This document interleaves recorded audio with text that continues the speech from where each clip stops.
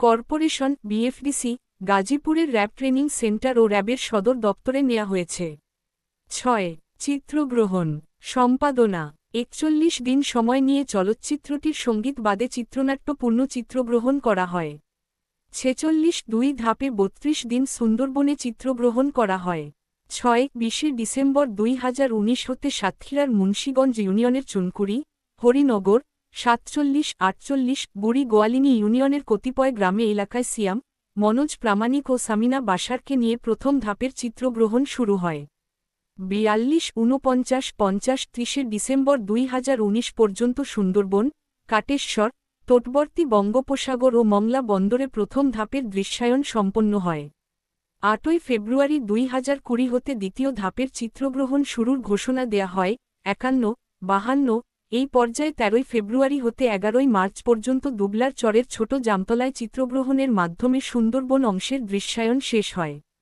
44 বাংলাদেশে corona virus মহামারীর কারণে এর শেষাংশের চিত্রগ্রহণ স্থগিত থাকে এবং 8 মাস বাদে শেষাংশের চিত্রগ্রহণ শুরু হয়। 19 নভেম্বর 2020 পূর্ণ চিত্রগ্রহণ সম্পন্ন হয়।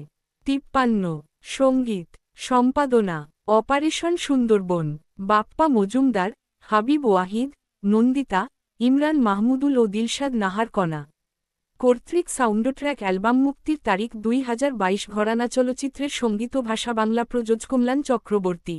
অপারেশন সুন্দরবনে তার হাওয়াতে এবং এ মন ভিজে যায় শিরোনামের 2টি সহ মোট 3টি গান ব্যবহার করা হয়েছে।